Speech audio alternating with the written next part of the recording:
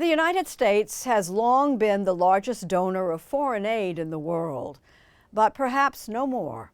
Senior contributor Ted Koppel assesses the potential impact. You've no doubt heard by now that Elon Musk has been tasked with slashing the federal budget. His symbolic weapon of choice, a very large chainsaw. An early target, the U.S. Agency for International Development, or USAID. Charging waste, fraud, and abuse at the agency, the world's richest man is leading a campaign that will cut assistance to some of the world's poorest people. USAID is a criminal organization. Time for it to die, he wrote on X. That theme comes from the top. The USAID is really corrupt. I'll tell you, it's corrupt. It's incompetent, and it's really corrupt.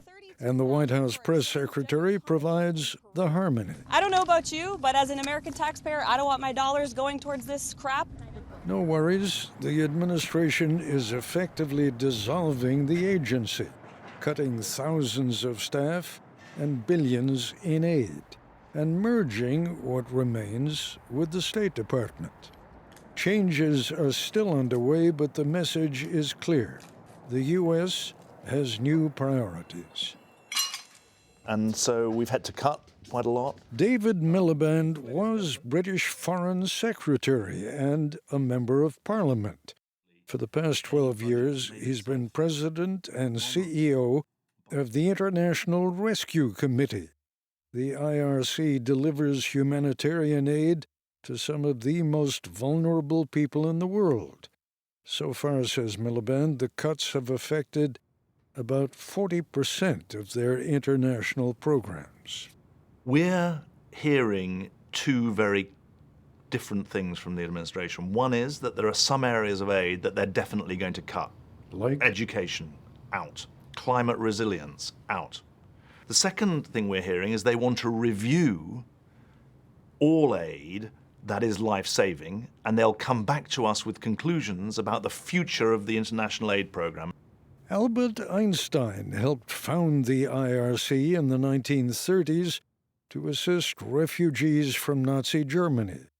During the Cold War, they were looking for ways to pierce the Iron Curtain. The International Rescue Committee is distributing 1 million pounds of butter to aged Germans. Appreciation shows on their careworn faces. Humanitarian aid?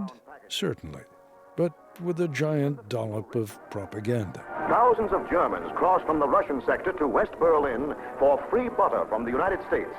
They carry wrapping paper from communist stores to smuggle the butter past Soviet police. 70-odd years ago, it was butter in Berlin. These days, it's a life-saving paste for malnourished children provided at the 5 stabilization centers the IRC runs in Nigeria. The program's grant was initially terminated, then it received a waiver, but the grant ends in May, with no word on what's next. Cutting funding for a children's clinic like this one, program manager Dr. Okechi Ogweji told me, means that babies will die. It will be catastrophic. We need every support from anywhere. The IRC's stockpile of treatments in Nigeria is dwindling from an already disrupted U.S. aid supply chain. I think people are scratching their heads because they wonder, where is the American heart? And they wonder, how's that going to show itself in government policy? In the Afghan village of Bati Kot, outside Jalalabad, U.S. government policy comes sweeping in on alternating waves of good news and bad news. This is one of 22 clinics run by the IRC in Afghanistan, but significantly funded by USAID. Dr. Shafiq Hashimi is the head of the Gundiani Clinic in Bati Kot. Today alone, I registered 5 cases of measles, which is highly contagious. I see around 130 patients a day. I only pause for lunch and prayer. Over the past few weeks, the U.S. grants for the clinics have been defunded, refunded, and defunded again. The situation in Afghanistan, ever since the stop work orders from the U.S. government, has created a sense of confusion amongst operational humanitarian organizations. Shireen Ibrahim is the IRC's Afghanistan director. She spoke to me from Kabul.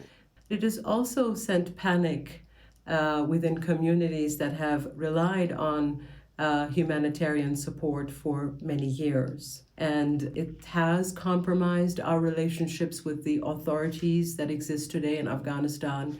It has compromised our ability to ensure acceptance within communities who ask us, why is this happening?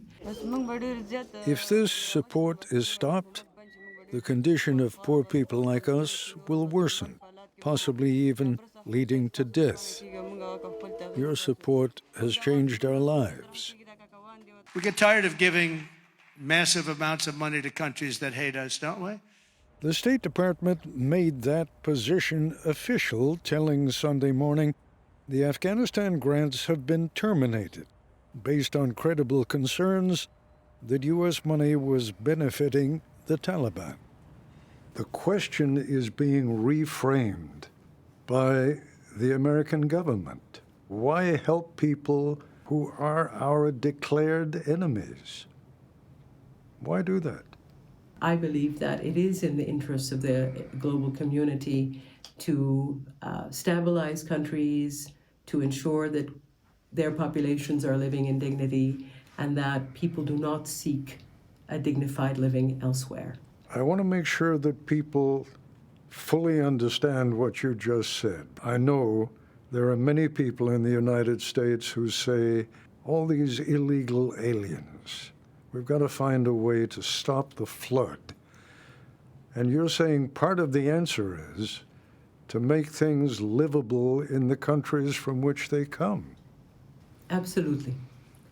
And not just livable, but in places where people can thrive. And I do believe that there is a benefit to the United States and to the global community for us to continue that investment.